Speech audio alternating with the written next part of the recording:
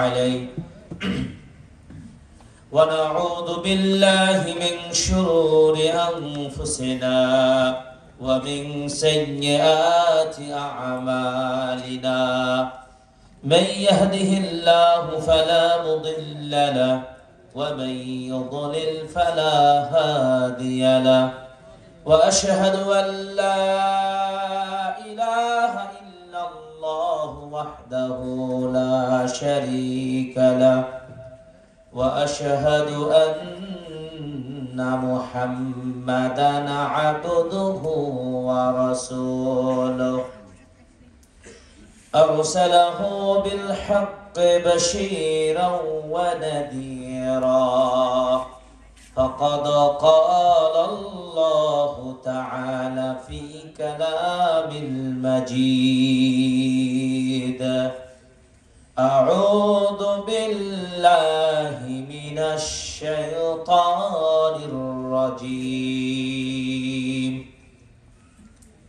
يا أيها الذين آمنوا اتقوا الله حق تقاته ولا تموتن إلا وأنتم مسلمون يا أيها الذين آمنوا اتقوا الله وقولوا قولا سديدا يصلح لكم أعمالكم ويغفر لكم ذنوبكم ومن يطع الله ورسوله فقد فاز فوزا عظيما أما بعد فإن خير الحديث كتاب الله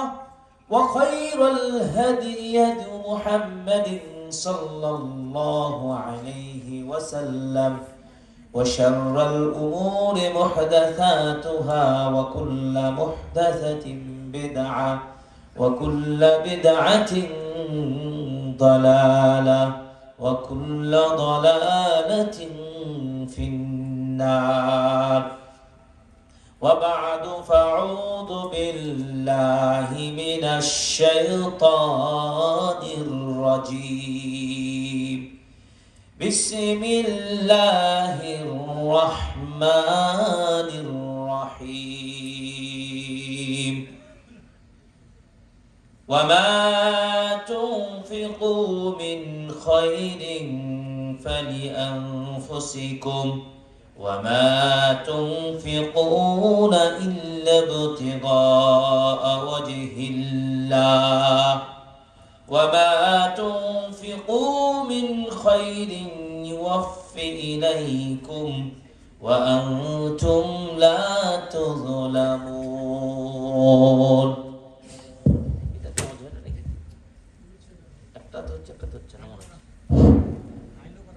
আচ্ছা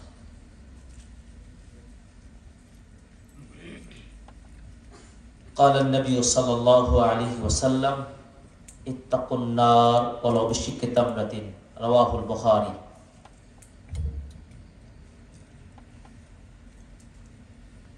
الجامع العربية সরঞ্জাই সরকারপাড়া যেটি রাজশাহী বিভাগীয় শহরের পার্শ্ববর্তী উপজেলা তানোর এই তানোরের ঐতিহ্যবাহী সরঞ্জাই এলাকায় নতুন উদ্যমে আল জামিয়া আল আরাবিয়া মাশাআল্লাহ এই মাদ্রাসার আমার মনে হয় প্রথম বার্ষিকী এই মাহফিল এই প্রথম বার্ষিকী মাহফিল আমরা সূচনা করতে পেরেছি আল্লাহ আমাকে সুযোগ করে দিয়েছেন এবং আপনাদেরকে যে আল্লাহ রাব্বুল আলামিন এই মাঠে আসার শক্তি তৌফিক দিয়েছেন এজন্য মনটা কি খুশি না বেজার এজন্য খুশি হয়ে আল্লাহর প্রশংসা আদায় করে আমার মনটা ভরে গেছে আমি নিজেও খুবই আনন্দিত সবাই বলি আলহামদুলিল্লাহ দরুদ ও সালাম বর্ষিত প্রিয় নবীর প্রতি সাল্লাল্লাহু আলাইহি ওয়াসাল্লাম। আমার একটা ব্যক্তিগত নীতি আছে, মানুষ যতই কম হোক বা বেশি হোক, আমার ছাত্রকে বলছিলাম কোথায় কোন কন্ডিশন হবে বলতে পারবো না, অবস্থা দেখে বুঝতে পারি। আমি এটা নিশ্চিত ভাবে বলতে পারি, আজকের এই মাহফিলে যারা আপনারা আছেন, সত্যিকার আল্লাহ রাব্বুল আলামিন যেন সৌভাগ্যবান বান্দাদের কাতারে আমাকে এবং আপনাদের সকলকে, মা বোনদেরকে সহ আল্লাহ যেন অন্তর্ভুক্ত করেন, আমিন। নিশ্চিত আপনারা জানেন এটা বিশাল সম্মেলন নয়, বিশাল বিরানি পাবেন না, বিশাল কিছু সুবিধা নাই, সুরালো বিশাল গাড়ি বহর নিয়ে বক্তা আসবে না, এটা জানেন। তারপরেও আল্লাহ আপনাদের কয়েকজন শ্রোতাকে আসার সুযোগ করেছেন, আলহামদুলিল্লাহ। তার মানে আপনারা ওই যে বিশাল হাজারো মানুষের জনতাদের গাড়ি রিসিভ করে আপনারা বক্তা আনেন, সেদিন অনেক উপস্থিতি ছিল আপনাদের, অনেক শিখেছেন। আমরা বেশি ওয়াজ করতে জানি না, এলেম নাই, দুঃখজনক, আমাদের এলেম নাই। আমার ছাত্র আমাকে বলেছে, আব্দুর রহিম, আমার শুনলেন তো, আমার ছাত্র, রাজশাহী রানীবাজার মাদ্রাসার দীর্ঘদিন থেকে শিক্ষকতা করছি, শুরু থেকে আমার হাতে গড়া। আমাকে বলেন, উস্তাদ আপনার যেতেই হবে। আমি কোনোভাবেই আসার মতো সময় আসলে নেই, কিন্তু তার কথা আমি ফেলতে পারি নাই, সরাসরি ঢাকা থেকে আসলাম। কিন্তু আসার পরে আমার আনন্দ, উচ্ছ্বাস এই জায়গায় যে আপনাদেরকে আল্লাহ বাছাই করে এই কোরআনের হাদিসের আলোচনা শোনার জন্য এই জামিয়া আরাবিয়ার পাশে দাঁড়ানোর জন্য এসেছেন, ঠিক কিনা বলেন? সবাই থাকবেন তো জামিয়া আরাবিয়ার সাথে? হাত তুলে দেখেন, ইতিহাস হয়ে থাকবে ইনশাআল্লাহ। এই সরঞ্জামে আমরা জামিয়া আরাবিয়ার সাথে আছি, আল্লাহ কবুল করুন, আমিন। সত্যিকার এটি জামিয়া মানে জানেন বিশ্ববিদ্যালয়। আমি বিশ্বাস করি, আমার বাড়ি গোদাগাড়ি তানোর, এটা হচ্ছে এক এলাকা এবং খুব ক্লোজ আমাদের সাথে আপনাদের সম্পর্ক। আর সবাই কিন্তু রাজশাহী জেলার অন্তর্ভুক্ত।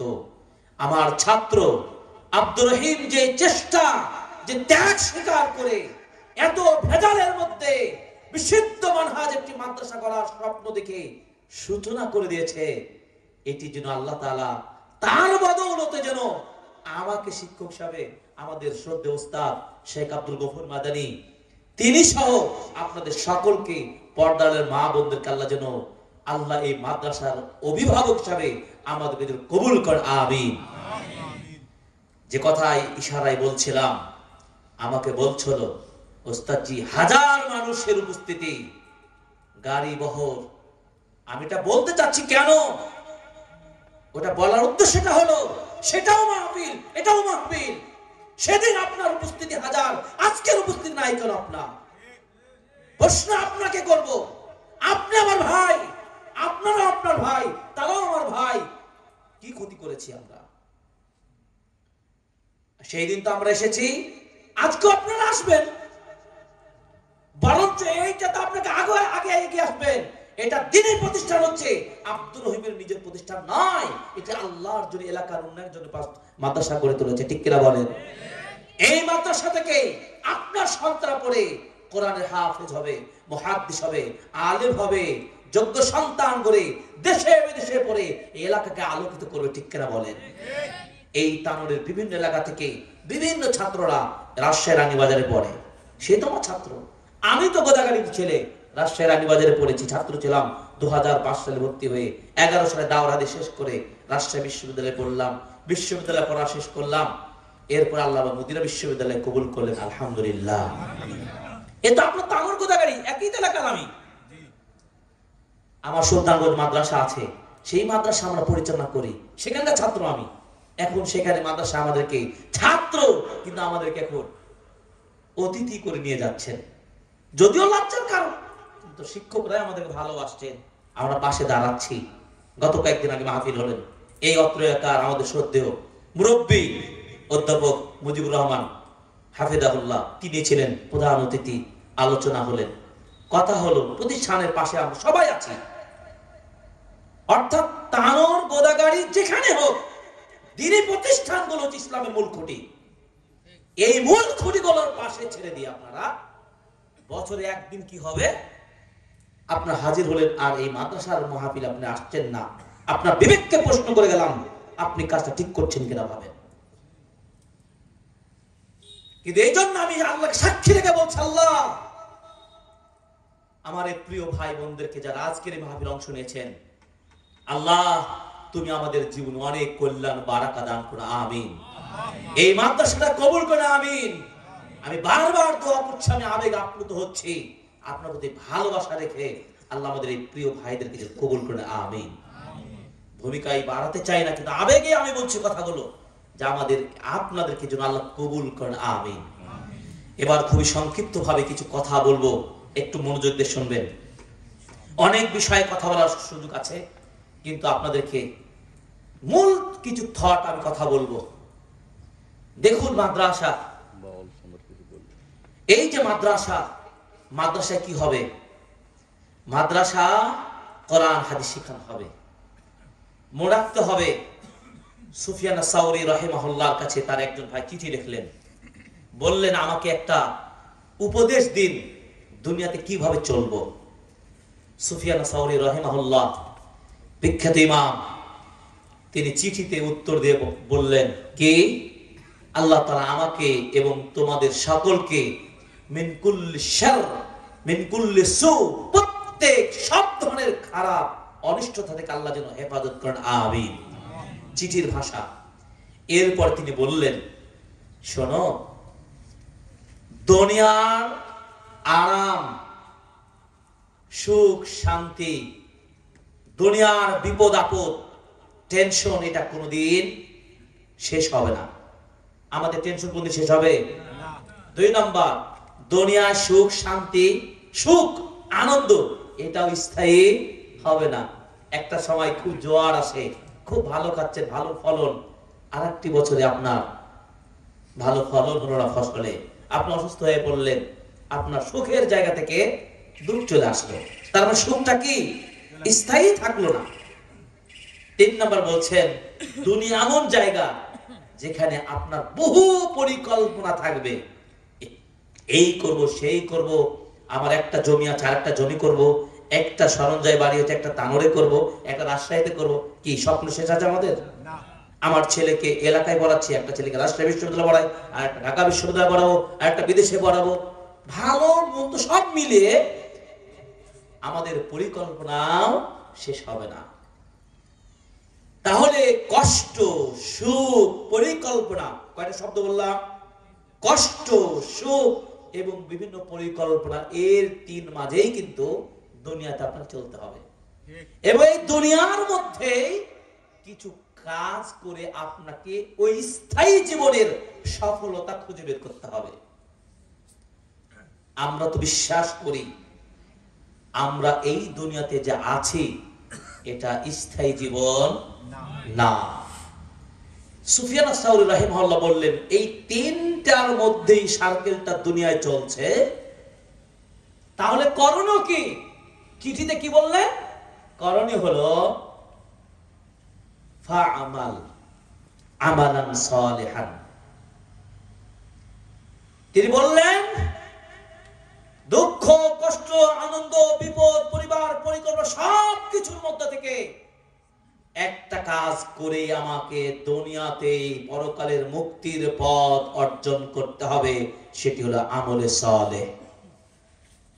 সৎ আমল করে যেতে হবে, বিপরীতে সব ধরনের অলসতা দূর করতে হবে। এখানে যারা আমরা মুসল্লি আছি, শ্রোতা আছি, নিঃসন্দেহে আমরা মুসলিম মুমিন। হয়তো আমরা 5 ওয়াক্ত সালাত আদায় করি, কিন্তু মাঝে মধ্যে ছুটেও যায়। হয়তো আমরা জামাতে পড়ি, আবার জামাতে সালাত ছুটেও যায়। হয়তো আমরা দান সাদাকা করি, অনেক সময় কৃপণতাও করি। এভাবে ভালো ও মন্দর মাঝে কিন্তু জীবন চলে। আমাদেরকে অলসতাও ছেয়ে বসে।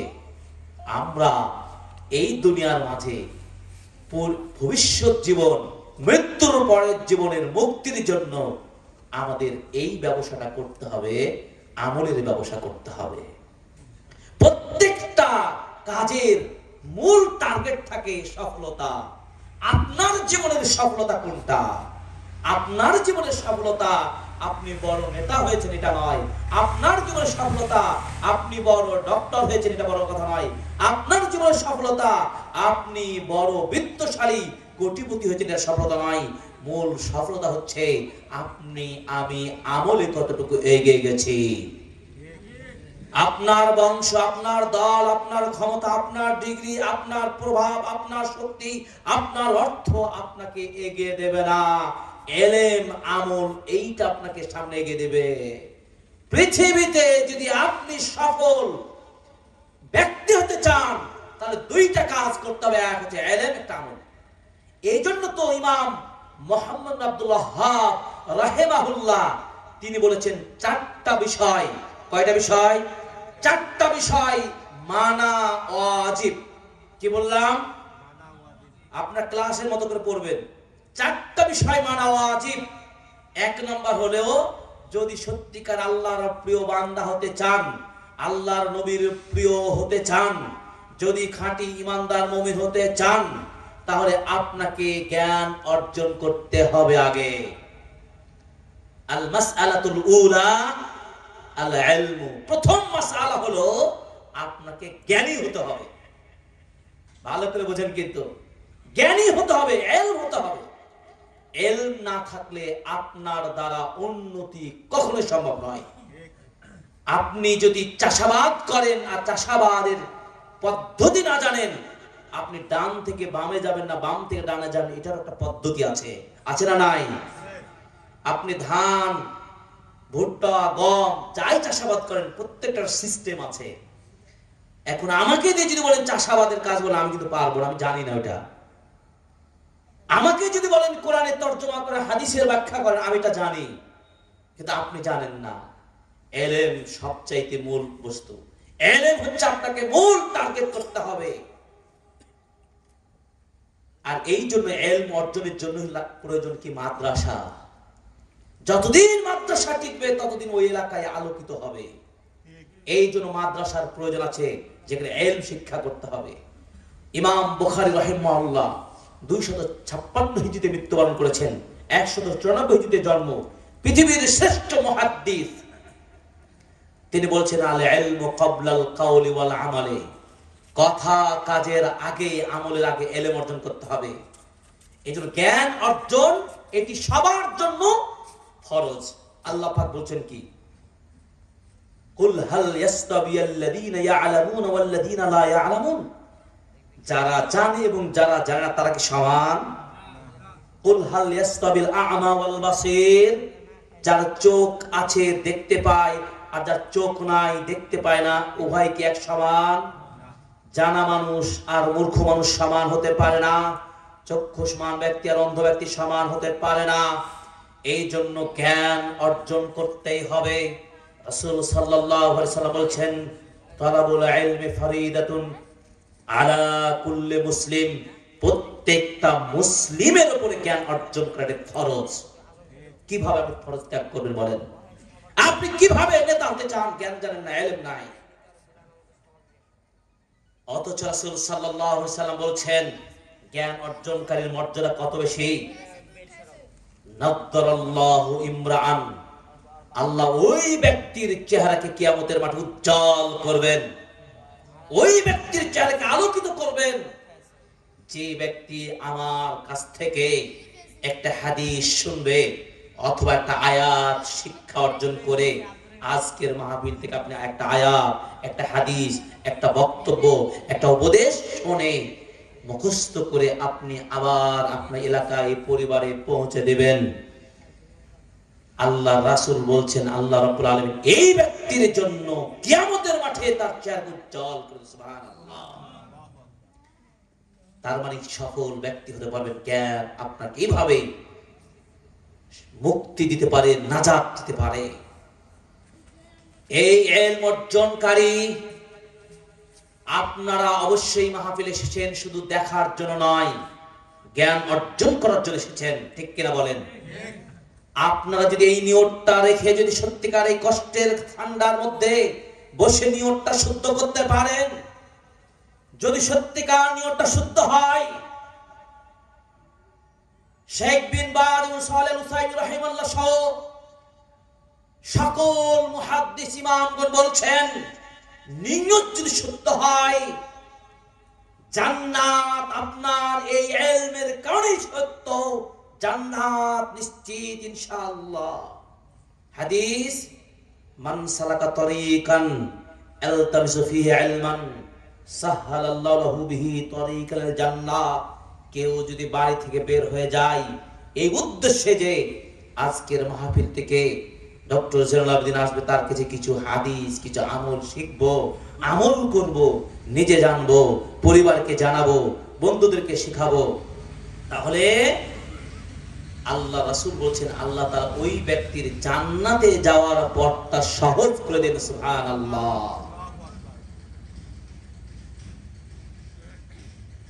এবং এই যে মাহফিল আপনি বসে জ্ঞান অর্জন করছেন, এর মর্যাদাটা জানেন?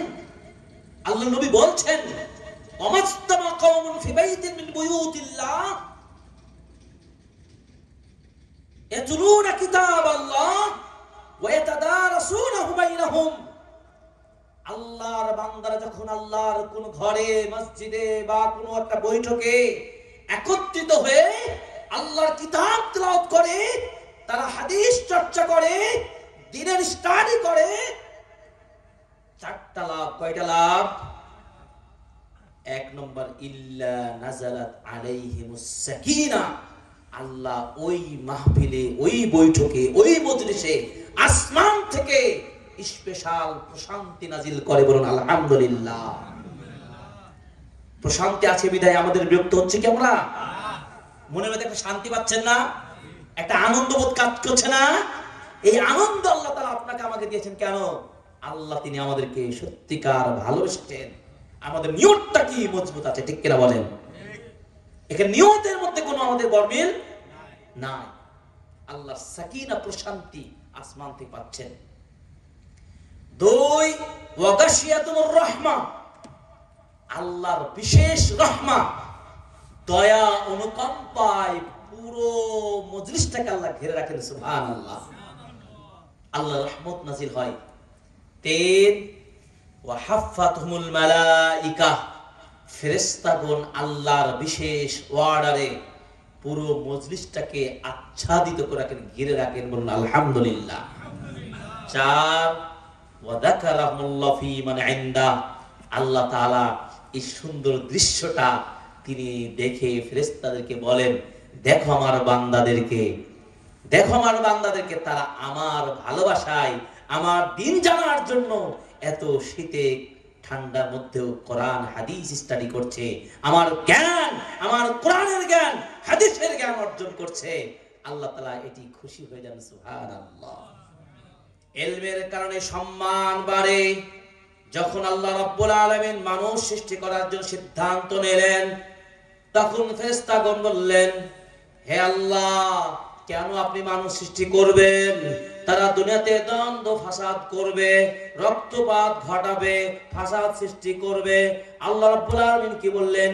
ইন্নী আ'লামু মা লা তা'লামুন। আমি যা জানি তোমরা তা জানো না। আমার বান্দারা তোমরা যা বলো তেমনটি নয়। এইজন্য আল্লাহ রাব্বুল আলামিন কি করলেন? বনি আদমের সম্মান বাড়ানোর জন্য আল্লাহ রাব্বুল আলামিন আদম আলাইহিস সালামকে জান্নাতের কিছু নাম শিখিয়ে দিলেন, ইলম ঢেলে দিলেন, ইলম জ্ঞান দান করলেন। এরপর আল্লাহ তাআলা পরীক্ষা করলেন যে ফেরেশতারা পারে না, আদম বেশি পারে। আদম আলাইহিস সালাম তাদের সামনে ফটফট করে সব কিছু বলে দিতে পারলেন। ফেরেশতারা বললেন, আল্লাহ, আমরা অতটুকুই পারি যতটুকু আমাদের শিক্ষা দিয়েছেন, আমরা এর চাইতে বেশি পারি না।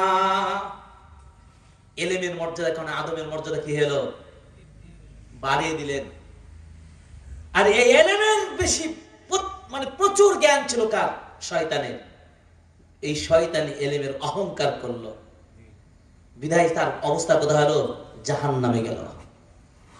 ইলম জ্ঞান অর্জন করে সম্মান বাড়ে, জ্ঞান অর্জন করে সম্মান বাড়ে, ইলমের সাথে লেগে থাকলে সম্মান বাড়ে। ইলম কখনো বিনাশ হবে না, নষ্ট হবে না। আপনার সম্পদ ধ্বংস হতে পারে, আপনার ঘর বাড়ি ডুবে যেতে পারে, পুড়ে যেতে পারে, সবকিছু হতে পারে, কিন্তু ইলম কখনো আপনাকে ছেড়ে যাবে না যদি ইলমের সাথে আপনি লেগে থাকেন। কেন বলছি কথাগুলো ভালো করে রাখতে হবে, অনেক দিকে ব্যাখ্যা হয়ে যাবে। আমি আলোচনা করতাম একদিকে চলে যাচ্ছে আর একদিকে, কিন্তু আপনাদেরকে আমি পয়েন্ট টু পয়েন্ট বোঝার চেষ্টা করছি। ইমাম মুহাম্মদ আব্দুল ওয়াহাব রাহিমাহুল্লাহ কি বলেছেন? চারটা বিষয় জানতে হবে। কি মনে আছে তো? জ্ঞান, এলম, এটা শিখতেই হবে। এলমের প্রয়োজনীয়তা, এর অপরিহার্যতা, এর বাস্তবতা আমাকে আপনাকে ছেলে মেয়ে সব প্রত্যেককেই শিখতেই হবে, নচেত আপনি দ্বীন জানতে পারবেন না। এই জন্য আপনাকে কথাই বলতে চাচ্ছি, এলমের সাথে সম্পর্কটা কিভাবে সংযুক্ত রাখবেন নারী পুরুষ সবার জন্য সমান জ্ঞান অর্জন করার ক্ষেত্রে।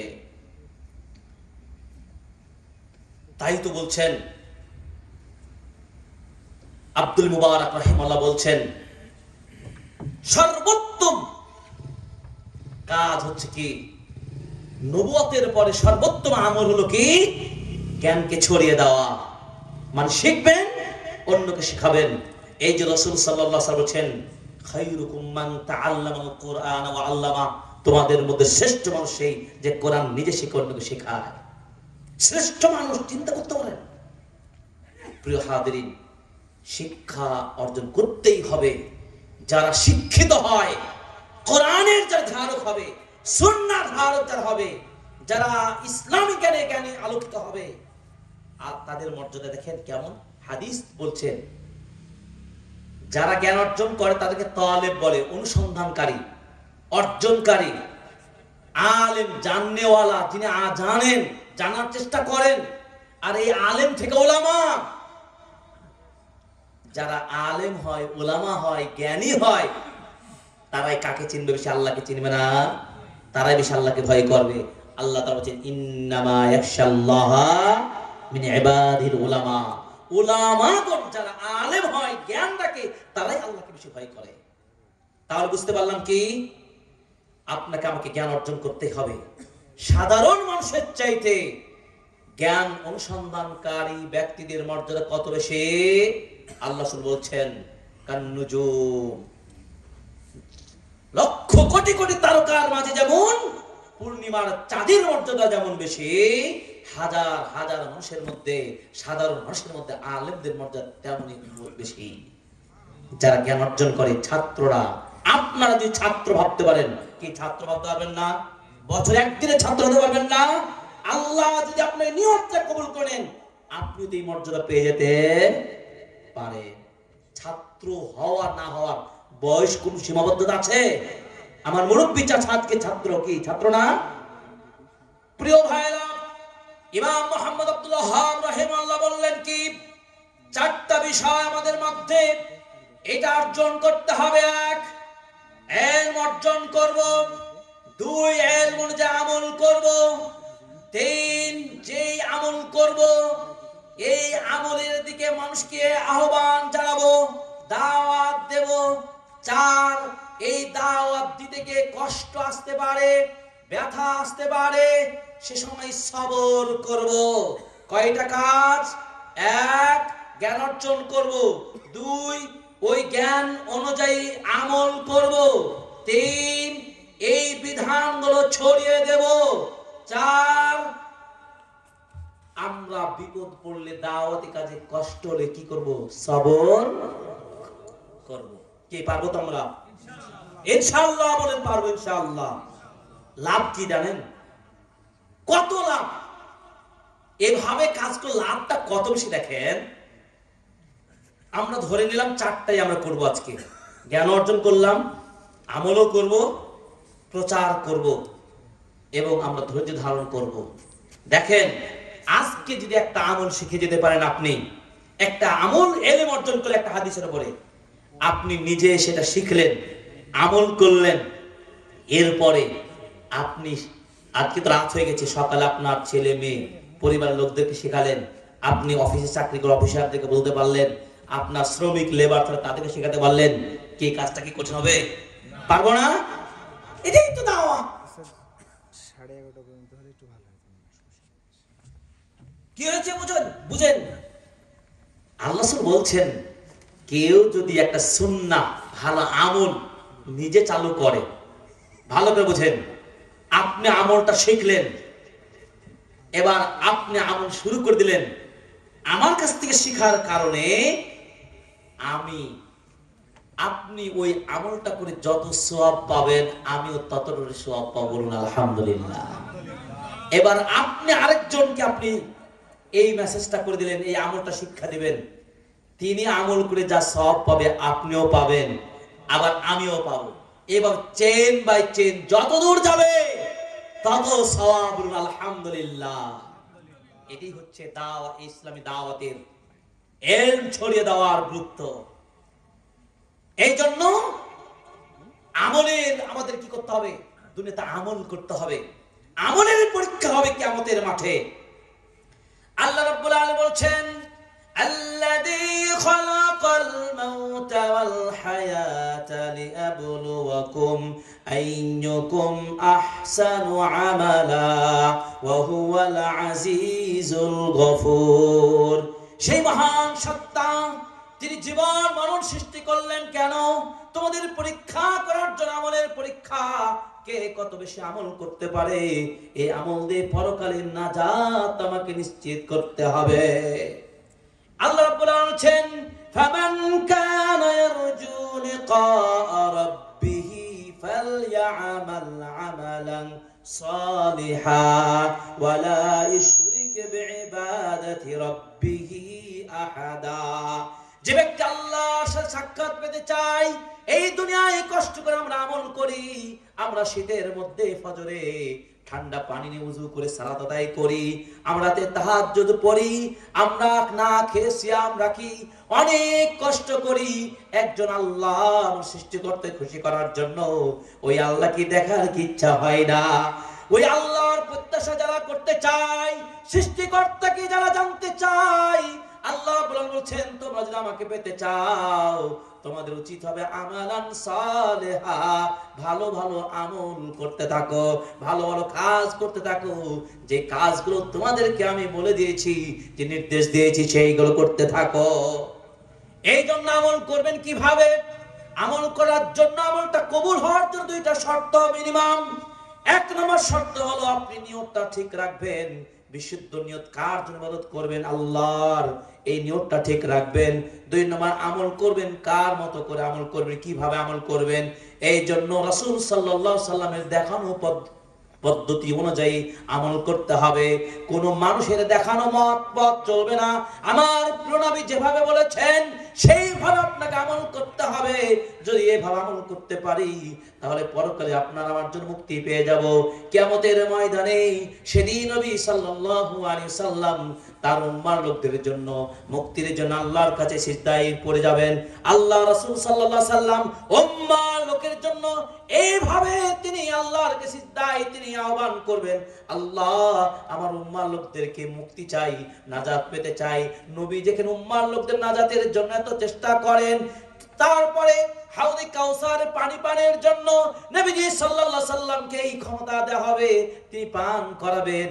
কিন্তু উম্মার কিছু লোকেরা যারা বাউল ফাউল বিশ্বাস করে, যারা বেদাতে বিশ্বাস করে, যারা কুসংস্কার করে, ভ্রান্ত মতবাদ মানে, কোরআন মানে না, হাদিস মানে না, নিজেদের বানানো মতবাদ বিশ্বাস করে, এই বেদাতি, এই মুনাফিকি, এরাও সেদিন কাউসার পান করার জন্য যাবে। আল্লাহ রাব্বুল আলামিনের সেই দিন যে দৃশ্যটা হবে, আল্লাহ রাসূল সাল্লাল্লাহু আলাইহি ওয়াসাল্লাম তিনি চাইবেন, কিন্তু ফেরেশতাগণ বলবেন, আপনি কি জানেন আপনার মৃত্যুর পরে আপনার এই উম্মার লোকেরা আপনার দ্বীনটাকে নিজের মতো কাটছাঁট করে ফেলেছে, এরা দ্বীনের মধ্যে বিদআত সৃষ্টি করেছে, কুসংস্কার সৃষ্টি করেছে। নবীজি বলছেন যদি এটাই হয় সেদিন আপনি কাউসার পাবেন না, আপনাকে সুহকান সুহকান বলে তাড়িয়ে দেওয়া হবে। মুক্তি কোথায়? প্রিয় ভাইরা, মুক্তি পাওয়ার জন্য যদি সত্যিকার পরকালে মুক্তি পেতে চান, এই দুনিয়ায় আপনি যতই বাড়ি গাড়ির মালিক হক না কেন, যতই কোটিপতি হই না কেন, মনে রাখতে হবে আমাদের এই জীবনটা কিন্তু স্থায়ী জীবন নয়, এই জীবন আমাদের চলে যাবে। আল্লাহ রাব্বুল আলামিন বলেন, বাল তুসিরুনাল হায়াতাদ দুনিয়া ওয়াল আখিরাতু খায়রুন ওয়া আবকা। ওই পৃথিবীর মানুষ তোমরা দুনিয়ার জীবনকে প্রাধান্য দাও, আসলে দুনিয়ার জীবন তোমাদের স্থায়ী জীবন নয়, পরকালের জীবনটা স্থায়ী জীবন। এটা কি বুঝেন না আপনারা? আপনার বাবা মারা গেছেন, আপনার মা মারা গেছেন, তাদের আমরা কাউকে ধরে রাখতে কি পেরেছি? আমাদের এইভাবে চলে যেতে হবে, আর ফিরে আসবো না। কবরে কি হবে আমার, এই চিন্তা কি আপনার হয়েছে ভাইরা? কবরে 3টি প্রশ্ন করা হবে, সেই জবাব দেওয়ার মতো কি জ্ঞান আমাদের হয়েছে? এই জন্য মুসলিম মার উপরে, আপনি যদি মুসলিম হন, আপনাকে 3টা প্রশ্ন জানতেই হবে। এই 3টা বিষয় জ্ঞান অর্জন করা ফরজ আপনার উপর, আমার উপরে। কবরে আপনাকে প্রশ্ন করা, মান রব্বুকা, তোমার রবকে? রবকে আপনি কিভাবে জবাব দিবেন? আপনি মনে করছেন আজকে হুজুরের নিকট থেকে প্রশ্ন উত্তর মুখস্থ করে নেব আর কবরে ঠাস ঠাস করে উত্তর দিয়ে দেব, এমনটি কখনো নয়। আপনাকে রবের পথে চলতে হবে। মান রব্বুকা, আপনার রবকে? রব যদি আপনাকে উত্তর দিতে হয় তো রবের বিধান মানতে হবে। আলহামদুলিল্লাহি রাব্বিল আলামিন, প্রশংসা তো সেই মহান আল্লাহ যিনি গোটা বিশ্ব জগতের প্রতিপালক আল্লাহ। আর রহমানির রহিম, যিনি রহমান রহিম। মালিক ইয়াউমিদ্দিন, যিনি বিচার দিবসের মালিক। সেদিন একমাত্র মালিকান আল্লাহ। সেদিন কেউ কথা বলতে পারবে না, সেদিন কেউ কথা বলার সুযোগ পাবে না, সেদিন কোনো কথা চলবে না।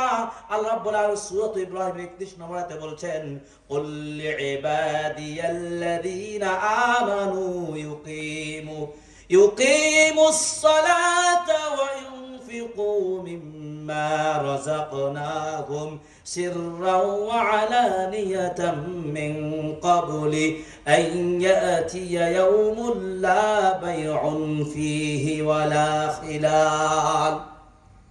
আল্লাহ রাব্বুল আলামিন তার ঘোষণা শুনুন। আল্লাহ রাব্বুল আলামিন বলেন, নবী কুল, আপনি বলে দিন, লিইবাদি, আমার বান্দাদেরকে আপনি ঘোষণা দিন। কোন বান্দাদের? আল্লাযীনা আমানু, যারা ঈমানদার। বলে আমরা কি ঈমানদার কিনা বলেন? এই ঈমানদারকে, ঈমানদারদেরকে আল্লাহ রাব্বুল আলামিন বলছেন, নবীকে নির্দেশ দিয়ে বলছেন, নবী মুহাম্মদ সাল্লাল্লাহু আলাইহি সাল্লাম, আপনি ঈমানদার লোকদেরকে জানিয়ে দিন। কোন মেসেজটা জানিয়ে দিন? যে ঈমানদার লোকেরা ইউকিমুস সালাতা, সালাত প্রতিষ্ঠা করে। বলেন আমরা এই সরঞ্জামের লোকেরা সালাত পড়ি কি পড়ি না? বলেন আলহামদুলিল্লাহ, আমরা সালাত আদায় করি। এরপরে আমাদের কাজ কি? ওয়া ইউনফিকুনা মিম্মা রাযাকনাহুম সিররাও ওয়া আলানিয়াতান, যারা মুমিন হবে তারাই তো সালাত প্রতিষ্ঠা করবে, তারাই আল্লাহর পথে দান খায়রাত করবে। দান খায়রাত কথা কেন নিয়ে আসছি দেখেন, তারা আল্লাহর পথে, আল্লাহ কিন্তু আমাদেরকে রিজিক দিয়েছেন। বলেন আমরা এই অর্থ সম্পদ, গাড়ি বাড়ি, টাকা পয়সা, জমি জায়গা, ঘর বাড়ি যা কিছু পেয়েছি কার দয়ায়? বলেন আল্লাহ আমাদেরকে দিয়েছেন। আল্লাহ চাইলে আমার কাছে কেড়ে নিতে পারেন, আল্লাহ চাইলে আপনি আপনাকে দিতে পারেন। আমি আপনি তাকদীরে বিশ্বাসী, পরকালে বিশ্বাসী, তাকদীরে বিশ্বাসী মুমিন দাবি করছেন। মুমিন হওয়ার জন্য 6টা আরকান রয়েছে, 6টা ভিত্তি রয়েছে। আমানতু বিল্লাহি ওয়া মালাইকাতিহি ওয়া কুতুবিহি ওয়া রাসূলিহি ওয়াল ইয়াউমিল আখিরি ওয়াল কদরি খায়রিহি। এইভাবে আপনাকে এই ঈমানের 6টি রুকুন আপনাকে বিশ্বাস করতে হবে। সেই বিশ্বাস আপনার রাখতেই হবে। আল্লাহ রাব্বুল আলামিন বলছেন, ওই মুমিনরা তো তারা সালাত আদায় করবে, আল্লাহর দেওয়া রিজিক থেকে, তারা অর্থ সম্পদ থেকে আল্লাহর রাস্তায় ব্যয় করবে। সিররাও ওয়া আলানিয়াতান, প্রকাশ্যে দান করবে অথবা গোপনে দান করবে। কবে দান করবে ভাইরা? মিন ক্বাবলি আইয়াতি ইয়াউমুল লা বাইউন ফীহি ওয়ালা খিলাল, সেই দিন আসার আগে দান করতে হবে। সেই দিন চলে আসবে যেদিন কোনো বেচা কেনা চলবে না, ব্যবসা বাণিজ্য থাকবে না, যেদিন কোনো বন্ধুত্ব চলবে না, যেদিন কোনো সিস্টেম চলবে না। দুনিয়াতে সিস্টেম করে চাকরিকে, একজনের চাকরি আরেকজনকে দিয়ে দিচ্ছেন, সিস্টেম করে আপনি ক্ষমতায় চলে আসছেন, অনেক কিছুই ঘটে যায় দুনিয়াতে, অনেক কিছু করতে পারেন, কিন্তু সেই দিন আপনার দান করার সুযোগ থাকবে না। অতএব গোপনে প্রকাশ্যে মুমিন যদি হয়, তারা যেমন সালাত আদায় করবে, ঈমান রক্ষা করবে, তেমন আল্লাহর রিজিক পেয়ে দান খায়রাতও করবে। দান খায়রাত মরার পরে করলে হবে না। এই জন্য রাসূল সাল্লাল্লাহু আলাইহি সাল্লাম বলেছেন, সহিহ মুসলিমের হাদিস, ইদা মাতাল ইনসানু ইনকাতা আনহু আমালু ইল্লা মিন সালাসাতিন, মানুষ যখন মারা যায় তখন তার সব আমল বন্ধ হয়ে যায়। আমি বলেছি দুনিয়ায় আপনাকে আমল করে বাঁচতে হবে, বলেছি কিনা বলেন? আমল করতে হবে, যে আমল করবেন এমন আমল করবেন আমলের বিনিময়ে আল্লাহ আপনাকে জান্নাত পাঠিয়ে দেবেন। লিল্লাহি তাকবীর। আমরা সেই আমল করতে চাই যে আমলের মাধ্যমে আমরা সত্যিকার কবরে বাঁচবো, হাসরে বাঁচবো, মুক্তি পেয়ে যাবো, নাজাত পেয়ে যাবো, জাহান্নাম থেকে মুক্তি পাবো। ভাইরা সে আমল করতে থাকি, ওই আমলের চেষ্টা করি, আল্লাহ তাআলা আমাদেরকে সে আমল করার তৌফিক দান করুন, আমিন।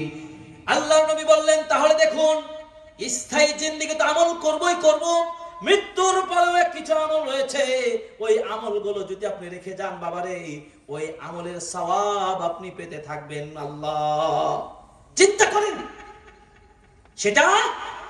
আল্লাহ নবী বলেন সাদকায়ে জারিয়া, কেউ যদি সাদকায়ে জারিয়া করে যায় আর মৃত্যুবরণ করে, তবু সে মৃত্যুর পরে ওই লোকটা এই সাদকায়ে জারিয়ার সওয়াবটা পেতেই থাকবে। আল্লাহ তাআলা আমাদেরকে সেই তৌফিক দান করুন, আমিন। এই মাদ্রাসা জামিয়াল আরাবিয়া এই যারা প্রতিষ্ঠা করলেন, যারা টাকা দিলেন, সময় দিলেন, বুদ্ধি দিলেন, এই মাহফিল থেকে আপনারা যারা এই সুন্দর প্রোগ্রামটাকে সাকসেস করার জন্য আপনারা বসে আছেন, এই প্রতিষ্ঠানে সাপোর্ট দেওয়ার জন্য আপনারা অঙ্গীকার করেছেন, এটা কি সাদকায়ে জারিয়া নয়?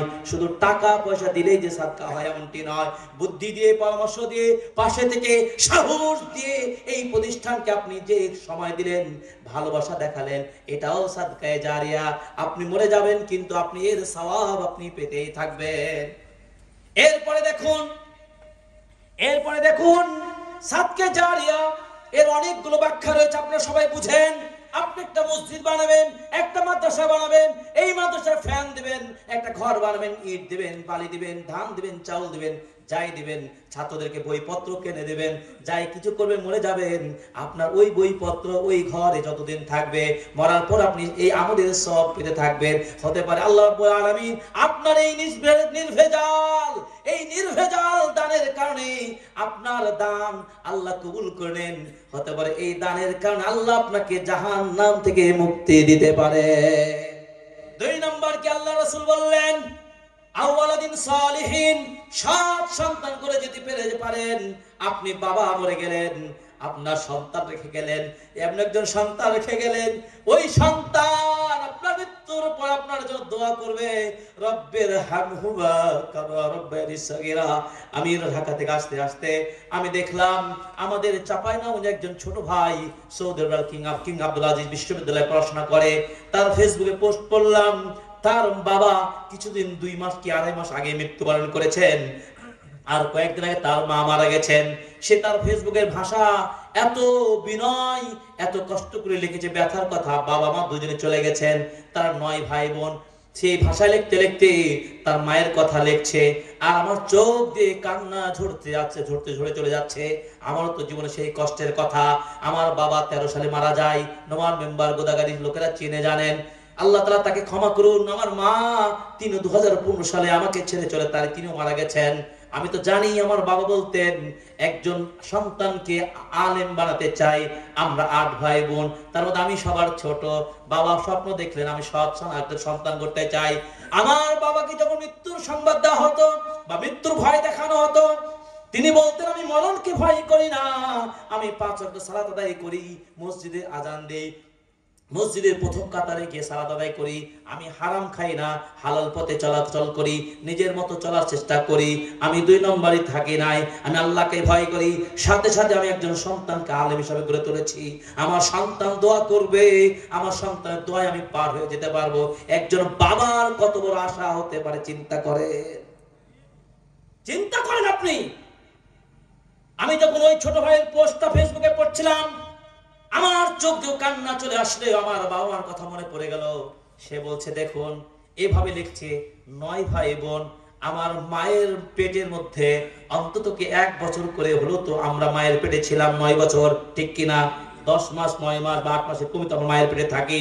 এই 10 মাস যদি হয় আবার যে 1 বছর ধরেন, তাহলে 9 ভাই বোন 9 বছর মায়ের পেটে থেকেছি। এরপরে দেখুন সে ভাই বলছে এই 9 ভাই বোন দুনিয়াতে যখন আমরা এসেছি, ওই মায়ের বুক থেকে আমরা দুধ পান করেছি কয় বছর বলেন? 2 বছর করে যদি দুধ পান করি তাহলে 18 2 9 দুগুণে 18 বছর আমরা দুধ পান করেছি। ওই 9 আর 18 3 লাম 27 বছর মায়ের এই রক্ত পানি খেয়ে আমরা বড় হয়েছি, তার পেটে ছিলাম, দুনিয়াতে এসেছি। এরপরও মা কিছুই আমরা করতে পারি নাই।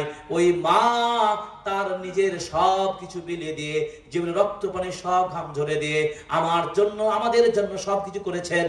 কবরে কিছু নিয়ে যেতে পারে না। মায়ের জন্য কি করতে পারলাম? সত্যি আমার বিবেকটা নাড়া দিল, সত্যি আমার আতঙ্কিত হলাম। ফেসবুকে কমেন্টস করে দিলাম, আল্লাহ তোমার মা, আমাদের মা সবাইকে যেন ক্ষমা করেন, আমিন। আল্লাহুম্মা গফির লাহুম ওয়ারহামহুম ওয়াদখিলুল জান্নাহ ওয়াইদহুম মিন আযাবিন নার। আল্লাহ সকল মা বাবাকে ক্ষমা করে দাও, আমিন আমিন রাব্বুল আলামিন। সৎ সন্তান, এই সৎ সন্তান এবার দোয়া করো, রব্বিরহামহুমা কামা রাব্বায়ানি সাগীরা। আপনারাও দোয়া করবেন এই জন্য, সৎ সন্তান করার জন্যই আল জামিয়া আল আরাবিয়া এই মাদ্রাসা গড়ে উঠেছে। আমি যখন চর এলাকায় বাড়ি ছিল, আমাদের এই সম্মানিত মাদানী সাহেব আমাদের বাড়ি এক জায়গায়, এরপরে জনপদা গাড়িতে চলে আসলাম। এরপরে দেখুন মাদ্রাসায় ভর্তি হলাম। মাদ্রাসার পাশে থাকার কারণে তো পড়ার সুযোগ হলো। যদি বাড়ির পাশে মাদ্রাসা না থাকতো হয়তো দূরে গিয়ে পড়তে পারতাম না, অথবা জায়গা পেতাম না, আরো কিছু সমস্যা হতো। এলাকায় মাদ্রাসা হল এইটাই লাভ লাভ। আর সরঞ্জামের মানুষ মাদ্রাসা না চিন্তা নাই, হাজার মানুষ মাঠ ভর্তি হয়ে গেল। কি করেছেন বলেন? প্রশ্ন কিন্তু করে গেছি, উত্তর দিতে হবে আপনাদেরকে। প্রশ্ন করতেই পারি, উত্তর দিবেন। কেন আজকে আসেননি আপনি? আমার প্রশ্ন, যদি ঘরে বসে থাকেন কেন আসেননি, জবাব আপনাকে দিতেই হবে। কি গল্প কয়টা বলেছি? কয়টা গল্প করলাম? কয়টা আয়াত বলেছি? কয়টা হাদিস বলেছি? যে মাদানী সাহেব আছেন, খালি গণেন, গণনা করেন। ফাঁকিবাজি কথা বলে আমরা ওয়াজ করার চেষ্টা করি, আমরা ব্যবসা চিন্তা করি না। আমরা চাই সমাজের পরিবর্তন, আমরা চাই একটা এলাকাকে আলোকিত করতে, সেই ভালোবাসা নিয়ে কথা বলা। প্রিয় ভাইরা, রাসূল বললেন আমল, মরে যাবেন কিন্তু 3টা আমল জারি থাকবে। 1 সাদকা জারি, 2 কি সৎ সন্তান। সৎ সন্তান তো বুঝে গেলেন, একটা মাদ্রাসায় পড়লে ছেলেটা চোর হবে না, বাটপার হবে না, কোরআনের হাফেজ হবে। হাফেজের মর্যাদা কথা বললে ঘন্টার ঘন্টা কথা বলা যাবে। একটা শুধু ইশারা দেই, কিয়ামতের মাঠে কোরআনের হাফেজের মর্যাদা এত বেশি, আল্লাহ তাআলা ফেরেশতাদের মাধ্যমে ঘোষণা বলবে, এই কোরআনের আয়াত পড়তে থাকো, জান্নাতের উঁচু স্থানে উঠতে থাকো, সুবহানাল্লাহ। এই কোরআনের হাফেজ হওয়ার কারণে তাকে বিশেষ পোশাক পরানো হবে, রাজকীয় পোশাক। তার বাবাকেও রাজকীয় পোশাক পরা হবে, সুবহানাল্লাহ। তার বাবা বলবে, ব্যাপারটা কি, আমাকে আজকে বিশেষ পোশাক পরে সম্মানিত করা হচ্ছে। তখন বলবে, তুমি জানো না, তুমি তো তোমার সন্তানকে ওই জামিয়া আরাবিয়াতে ভর্তি করেছিলে, তোমার মৃত্যু হয়ে গেছে, তোমার ওই সন্তানটা কোরআন হাফেজ হয়েছিল, ওই হাফেজ হওয়ার কারণে আজকে তুমি বাবা হিসাবে তোমাকে সে রাজকীয় সম্মান দেওয়া হচ্ছে। চিন্তা করতে পারছেন? এমপি হলে এমপির বাবা মা কি দুঃখে থাকবে নাকি? চেয়ারম্যান থাকবে, চেয়ারম্যান বাবা মা দুঃখে থাকবে? দেখেন দুনিয়াতে খেলা, এটা একটা হাফেজের কাম। ইকরাউল কুরআন, এই জন্য আল্লাহ রাসূল বলছেন তোমরা কোরআন পড়ো। ইকরাউল কুরআন ফাইন্নাহু, কোরআন পড়ো, কারণ কোরআন সে যেন নিজেকে সুপারিশ করতে পারে। কোরআন আপনার পক্ষে সুপারিশ করবে, কোরআন আপনার বাবা মার জন্য সুপারিশ করবে। আল্লাহ রাব্বুল আলামিন নিজের কোরআনের প্রতিষ্ঠানে আপনাকে আসতে হবে, আপনার ছেলেকে দিতে হবে। আপনার সাদকা জারিয়া শুধু মনের পয়সা দিলেই হবে না, আপনার সন্তান দিয়েও প্রতিষ্ঠানের পাশে থাকতে হবে। 3 নম্বর কি? ইলমুন, ওই যে এলেম, উপকারী জ্ঞান। যেন তেন জ্ঞান অর্জন করে হবে না। এমন জ্ঞান শিক্ষা দিলেন, গান শিখে আড্ডা দেয় আর বাউল সংস্কৃতি প্রচার করে, আল্লাহকে গালি দেয়, নবীকে গালি দেয়, এর কোনো নামাজ নাই, এর কোনো দিন নাই, ওই সন্তান হবে লম্পট হবে, বম্পট হবে। এই সন্তান নিয়ে আপনি বলছেন গৌরব করেন? ধিক্কার জানাই যেই সন্তানরা বাউলের পক্ষ নিতে পারে, যেই সন্তান বাউলের গুণগান গাইতে পারে, সে কখনো মুসলিম সংস্কৃতির, মুসলিম পরিবারের সন্তান হতে পারে না। আল্লাহ রাব্বুল আলামিন আমাদের সমাজকে হেফাজত করুন, আমিন। প্রিয় ভাইরা, তাহলে বলছিলাম আমল করে আপনাকে আগাতে হবে। আমরা আমল করব মুক্তির জন্য, নাজাতের জন্য। পারবো তো ইনশাআল্লাহ?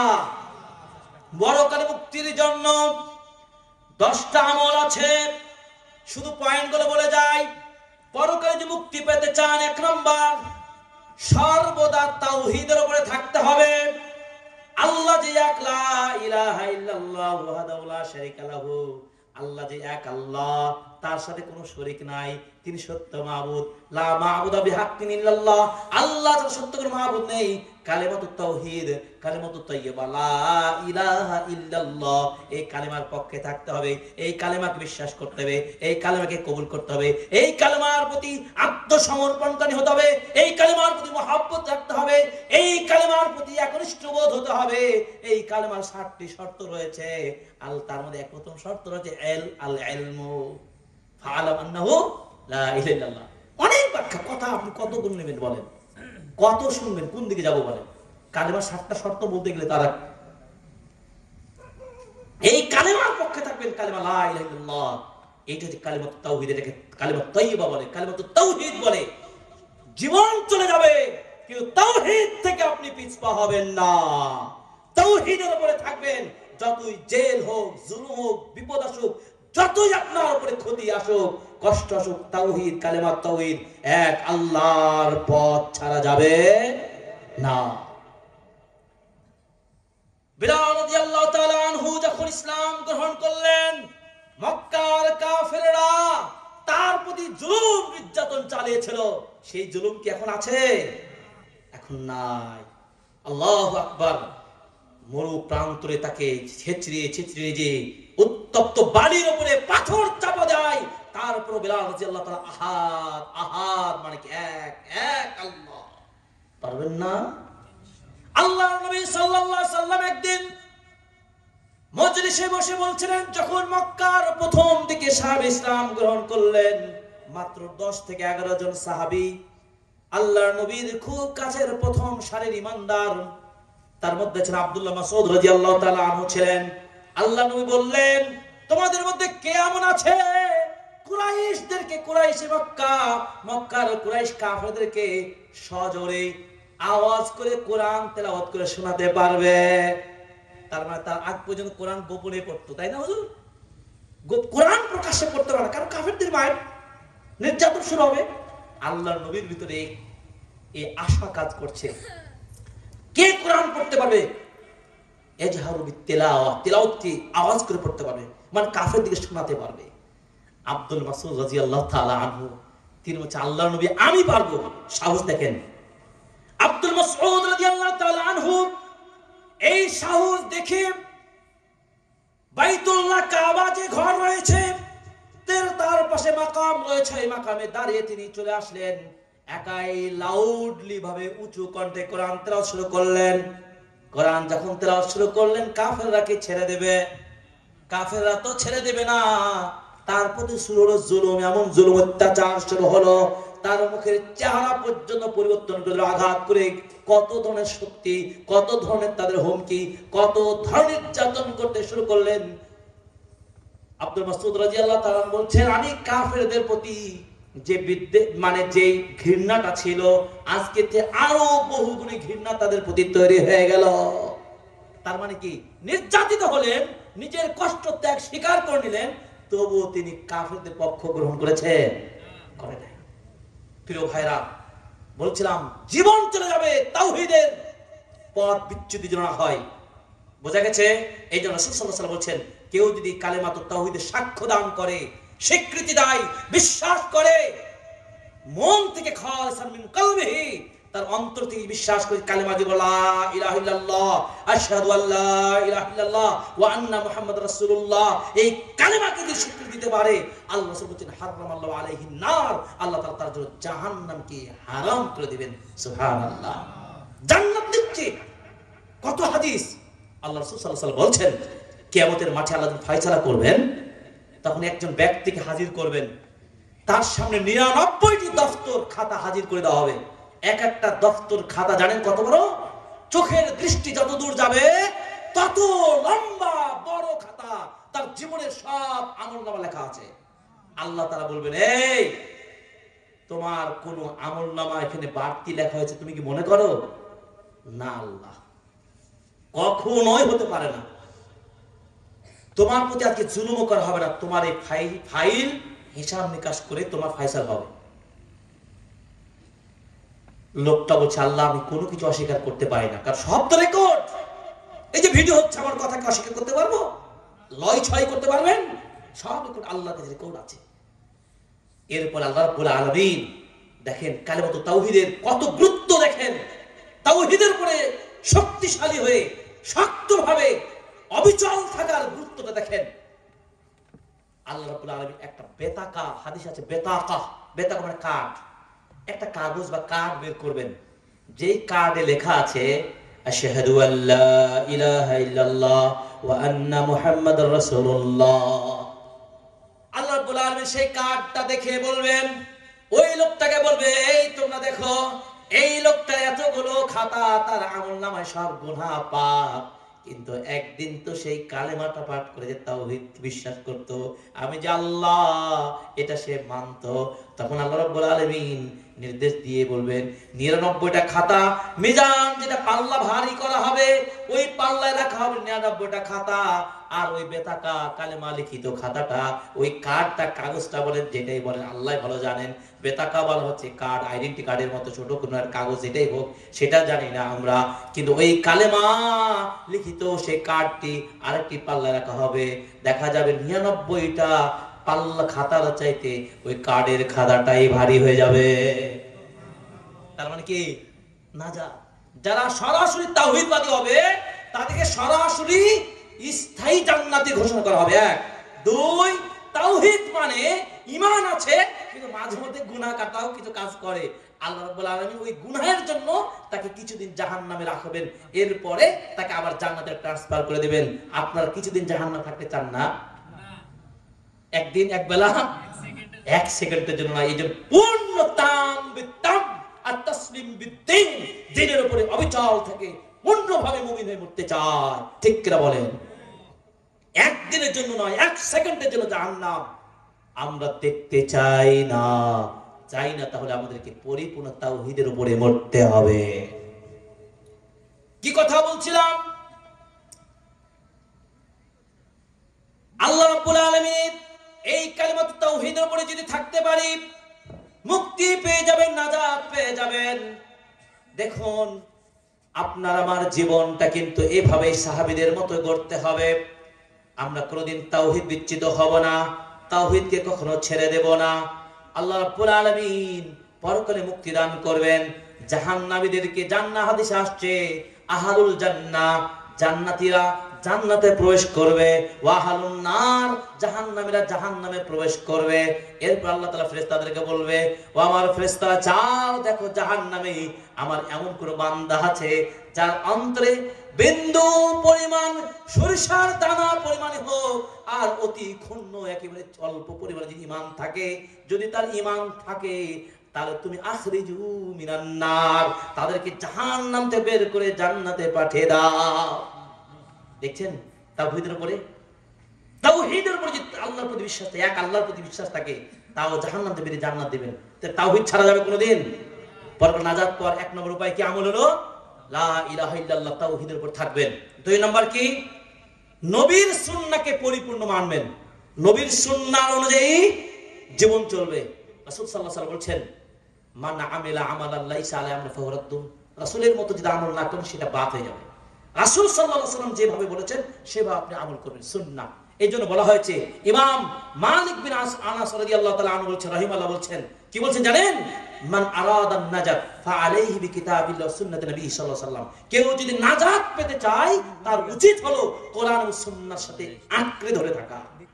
এই জন্য প্রিয় নবী মুহাম্মদ রাসূলুল্লাহ সাল্লাল্লাহু আলাইহি ওয়াসাল্লাম বিদায় হজ্জের ভাষণে বললেন, তারাকতু ফীকুম আমরাইন লান তাদিল্লু মা তামাসসাকতুম বিহিমা কিতাবাল্লাহ সুন্নাত নবীহি, তোমাদের মাঝে দুইটা বস্তু রেখে গেলাম, যতদিন তোমরা আঁকড়ে ধরে থাকবে ততদিন তোমরা পথভ্রষ্ট হবে না। কি? কোরআন ও সুন্নাহ।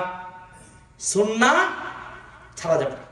সুন্নাহ আর সুন্নাতু সাফিনাতু নূহ, সুন্নাহকে বলা হচ্ছে, হাদিসকে বলা হচ্ছে কি জানেন? নূহ নবীর নৌকা। নূহ নবীর নৌকা মানে কি? মান রাকিবাহা নাজা, যে ব্যক্তি এই নূহ নবীর নৌকাতে আরোহণ করেছে তারা মুক্তি পেয়েছে, যারা নূহ নবীর নৌকায় উঠতে পারে নাই তারা ডুবে গেছে। অতএব কেউ যদি সুন্নাহ মানে তাহলে সে মুক্তি পাবে, সুন্নাহ যদি কেউ না মানে তাহলে মুক্তি পাবে না। এক শ্রেণীর ভ্রান্তবাদীরা বলে কোরআন মানি, কোরআন মানি, কোরআনের আইন সুন্নাহ ভিত্তিক বাস্তবায়ন চায়। বলেন কোরআন সুন্নাহ ভিত্তিক আইন প্রতিষ্ঠা হোক বাংলার জমিনে, চান কি চান না বলেন? আল্লাহ তাআলা বাংলাদেশে কোরআন ও সুন্নাহ ভিত্তিক আইন শাসন পরিচালনা চালু হোক। আল্লাহ আমাদের এই দেশের মুসলিমদের এই কোরআনের আইন হাদিসের আইন যেন বাস্তবায়ন করার পরিবেশ তৈরি করেন, আমিন। প্রিয় ভাইরা, পরকাল মুক্তির জন্য কি বললাম? খুব সংক্ষেপ বলছি, সুন্নাহ মানবেন মানে হাদিস মানবেন। এতটুকু বুঝতে পারছেন তো নাকি? খুব সংক্ষেপ করছি, রাত হয়ে গেছে। 3 নম্বর কি? যেখানেই থাকেন যেভাবে থাকেন আল্লাহকে ভয় করে চলবেন। ভয় হয় না? রাস্তায় চলবেন তা কাকে ভয় করে চলবেন? আল্লাহকে, মানুষকে না, আল্লাহকে ভয় করবেন। মানে আল্লাহকে ভয় করে চলতে পারেন। আর একটা কাজ, এই পাপকে না বলতে পারেন। যদি ভয় করে চলবেন আর পাপকে না বলবেন, আল্লাহ রাব্বুল আলামিন বলছেন, দেখেন সূরা নাজেদ, ওয়া আম্মা মান খাফা মাকামা রাব্বিহি ওয়া নাহান নাফসা আনিল হাওয়া ফাইন্নাল জান্নাতা হিয়াল মাওয়া। যে ব্যক্তি আল্লাহর সামনে দাঁড়িয়ে কিভাবে কথা বলবো? আমরা তো গুনাহগার মানুষ, আমরা তো অনেক পাপ করেছি। আল্লাহকে ভয় করেন ঠিকই, আল্লাহকে যারা ভয় করে নিজেকে পাপ থেকে, আত্মপ্রবৃত্তি, কুপ্রবৃত্তি, যত খারাপ কাজ আছে থেকে সব দূরে থাকতে পারে, আল্লাহ রাব্বুল আলামিন বলছেন এই ভয়কারী বান্দার জন্য আমি জান্নাতুল মাওয়া রেখেছি। বলুন আলহামদুলিল্লাহ। ভয় করবেন, ভয় করে চলবেন, মানে তাকওয়া, এই ভীতি নিয়ে চলবেন। আল্লাহ সূরা নূরের 51 নম্বর আয়াতে বলছেন, ফাউলাইকা হুমুল ফাইজুন, যারা আল্লাহ তার রাসূলের আনুগত্য করে, যারা আল্লাহকে ভয় করে এবং যারা তাকওয়া অর্জন করে, আল্লাহ রাসূল বলেন তারাই হচ্ছে ফাইজ, সফল বান্দা। আল্লাহ সফল বান্দা কবুল করুন, আমিন। 3 নম্বর। 4 নম্বর কি? জিহ্বাকে কন্ট্রোল করবেন, জিহ্বার সংযত রাখবেন। জিহ্বাতে কখন খারাপ কথা বলবেন না, মন্দ কথা বলবেন না। আল্লাহ রাসূল বলেন জিহ্বার উপরে, নাকের উপরে ছেঁচড়ে জাহান্নামে নিয়ে যাওয়া হবে। অতএব কথা বলে সাবধান হবেন। রাসূল সাল্লাল্লাহু আলাইহি ওয়াসাল্লাম বলেন মান সমাধান না যা, যে চুপ থাকলে মুক্তি পেয়ে গেল। কুল হক ওয়ালাউ কান মুররান, সত্য কথা বলবেন যদি তিক্ত হয়। আপনি ভালো কথা বললে পারলে বলবেন, ফালিয়াকুল খায়র আও লিয়াসমুত, পারলে ভালো বলবেন না চুপ থাকবেন। জিহ্বা ঘন এটা। তাহলে আমরা জিহ্বাকে সংযত করব। আপনি এমন কথা বললেন যে কথার কারণে আপনি এমন গীবত করে বসলেন। গীবতের পাপ জানেন আপনারা? গীবতের পাপ জানেন? আল্লাহ, গীবতের কথা পরে বলবো। আপনারা শুধু জানেন গীবত সবচেয়ে মারাত্মক পাপ। যার গীবত করেছেন তার কাছে ক্ষমা না নিলে আপনার মুক্তি নাই। বুঝতে পেরেছেন? অতএব গীবত করা ছেড়ে মুখ বন্ধ, সংযত রাখবেন, জান্নাত পেয়ে যাবেন। রাসূল সাল্লাল্লাহু আলাইহি ওয়াসাল্লাম বলেছেন মান ইয়াজমান লিমা বাইনা লাহিহি ওয়া মা বাইনা রিজলাইহি আজমানুল জান্নাহ, আও কামা ক্বালা রাসূল সাল্লাল্লাহু আলাইহি ওয়াসাল্লাম। রাসূল বলেছেন কেউ যদি দুইটা, এক জিহ্বা আর লজ্জাস্থান, দুই ঠোঁটের মাঝে জিহ্বা আর লজ্জাস্থান, এই দুইটা জায়গার সংযত রাখার যে ব্যক্তি জিম্মা নিতে পারবে, আল্লাহ নবী বলেছেন আমি জান্নাতের জিম্মা নেব। সুবহানাল্লাহ। চিন্তা করতে পারছেন? তার মুখটা সংযত রাখলে নাজাত নিশ্চিত। মুখের কারণে অনেক কিছু হয়ে যায়, হয় না? অনেক কিছু হয়ে যায়। একটা মার আঘাত করলে ভুলে যায় মানুষ, কিন্তু মুখের কথা কখনো মানুষ ভোলা যায় না। একটা মার দিলাম আঘাত ছুটে যেতে পারে, কিন্তু একটা কথা দিয়ে তার বুকে লেগে যাবে, এই কথার ব্যথা ছোটা যায় না। অতএব মুখ সাবধান রাখবেন। মা বোনরা বলবো, মা বোনরা কথায় কথায় আপনার কসম করেন, কথায় কথায় প্রতিবেশী গালিগালাজ করেন, ছেলে মেয়েকে বকা দেন, স্বামীকে গালিগালাজ করেন, অনেক সময় এটা হয়। আবার স্বামীরা স্ত্রীকে গালি দেন, দেন না আপনারা?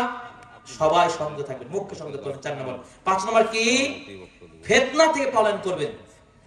আল্লাহ নবী সাল্লাল্লাহু আলাইহি ওয়াসাল্লামকে জিজ্ঞাসা করলে উকবা বিন আমির রাদিয়াল্লাহু তাআলা বলেন, আমি জিজ্ঞাসা করি ইয়া রাসূলুল্লাহ মান নাজাত, নাজাত কি, কিভাবে মুক্তি পাবো? আল্লাহ রাসূল বলেন 3টা কাজ, মুক্তি পাওয়ার 3টা উপায় কি? এক, তিনি বললেন আমলিক আলাইকা লিসানাকা, এই নবীর জিহ্বাটা কন্ট্রোল করবা, এইটা সাবধান রাখবা। আল্লাহ আমাকে তৌফিক দান করুন, আপনাদের দান করুন, আমিন। 2 নম্বর বললেন বাড়িতে অবস্থান করবে, ফিতনাতে জড়াবে না। ওই যে ফিতনা হচ্ছে সনদে বাজারে, মনে করেন হচ্ছে, গন্ডগোল হচ্ছে, ফাসাদ হচ্ছে, আপনি হয়ে যাবেন, এই যা করতে তা করবেন, আপনি আপনার বাড়িতে থাকবেন, ফিতনা থেকে ছড়াবেন, ফিতনা থেকে পালন করবেন। 3 নম্বর বলছেন ওয়াবকি আলা খাতিয়াতিক, তোমার ভুলের জন্য আল্লাহর কাছে ক্ষমা চাও। আমাদের ভুল হয় না? রাতের অধিকারে আপনার ভুলের জন্য তওবা করে আল্লাহ কান্না করেন। আল্লাহ বলছেন ওই জাহান্নামে যাবে না যেই চোখ আল্লাহর ভয়ে কান্না করতে পারে। আল্লাহ আমাদের সেই চক্ষু দান করুন, আমিন। এরপরে 6 নম্বর দেখুন, বলছে ফিতনা থেকে পালা যাবেন। 7 নম্বর কি? বেশি বেশি আল্লাহর কাছে দোয়া করবেন, আল্লাহর কাছে আশ্রয় চাইবেন, বেশি বেশি দোয়া করবেন আল্লাহর কাছে। 8 নম্বর কি? সব সময় আল্লাহকে যে তওবা ইস্তেগফার করবেন। কি করবেন? কখন মারা যাবো কেউ জানি? আল্লাহ আস্তাগফিরুল্লাহ ওয়া আতুবু ইলাইহি, সকাল সকাল তওবা ইস্তেগফার করবেন। 9 নাম্বার, আল্লাহর কাছে দাঁড়িয়ে হিসাব দিতে হবে, এই কথাটা মাথায় রাখেন সব সময়, আর কখনো গুনাহ হবে না। 10 নম্বর কি? তা'মুরুনা বিল মারুফ ওয়া তানহাউনা আনিল মুনকার, ভালো কাজে আদেশ দিবেন, মন্দ কাজ থেকে মানুষ বিরত রাখবেন। এটাই তো কাজ। সুন্দর সমাজ করবে না, সুন্দর রাষ্ট্র করবে না, আদর্শ রাষ্ট্র গঠন করতে হলে যেমন দুনিয়াতেও শান্তি, পরকালে মুক্তি পেয়ে যাবেন ইনশাআল্লাহ। এই 10টা বাস্তবায়ন, যে কর্মসূচি বাস্তবায়ন করতে পারেন। কয়টা কর্মসূচি বললাম? 10টা। আবার বলছি, তাওহীদের উপর থাকবেন, 2 সুন্নাহর পক্ষে থাকবেন, 3 আল্লাহকে ভয় করবেন, 4 জিহ্বাকে কন্ট্রোল করবেন, 5 ফিতনা থেকে পলায়ন করবেন, ফিতনার সাথে মিশবেন না, 6 সর্বদা দোয়া করবেন, 7 সবসময় তওবা ইস্তেগফার করবেন, 8 অহংকার করবেন না, নিজের আমলের বড়াই করা চলবে না, 9 পরকালে আল্লাহকে দাঁড়ায় কথা বলবো কিভাবে, এই ভয় ভীতি নিয়ে চলবেন, 10 ভালো কাজের আদেশ, মন্দ কাজে নিষেধ, এইগুলো করবেন, নিজেও দুনিয়াতে শান্তি, পরকালেও মুক্তি পাবেন ইনশাআল্লাহ। আসুন আল্লাহ রাব্বুল আলামিন আমাদেরকে এই কাজগুলো করার তৌফিক দান করুন, আমিন। আপনাদেরকে বলছিলাম এই প্রতিষ্ঠানের পাশে দাঁড়ান, দান খায়রাত কি বলবো আপনাদেরকে, কোরআনে একটা আয়াত বলি, ওমা আনফাকতুম মিন শাইইন ফাহুয়া ইখলিফুহু, আল্লাহ বলছেন তোমরা যা কিছু দিবা এটার প্রতিদান আল্লাহর কাছে সবই পেয়ে যাবে। সুবহানাল্লাহ। দিতে ভয় হয়? মাশাআল্লাহ, যে দেখেন বলতে বলতে ডিম চলে আসছে, মাশাআল্লাহ। আল্লাহ রাব্বুল আলামিন বলছেন ওমা তুনফিকু মিন খাইরিন, তোমরা যা কিছু দান খয়রাত করে ফালি আনফুসিকুম, তোমাদের উপকার হবে, তোমাদের জন্য লাভ, নিজের জন্য করবেন না। এবং তোমরা এই দান খয়রাত করতে গিয়ে আল্লাহকে খুশি করার জন্য করবেন।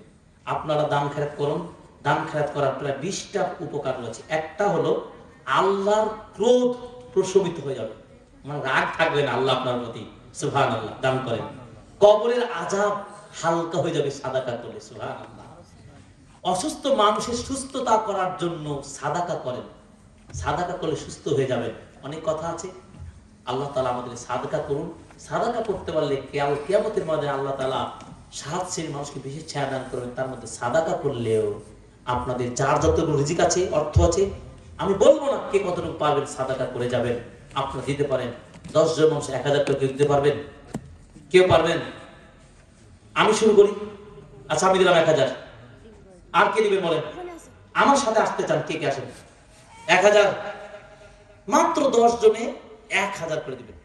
1000 আমি, 2000 কে বলেন? বলতে পারবেন না? একজন অন্তত আমার সাথী হন, আমার বন্ধু হন। আল্লাহু আকবার।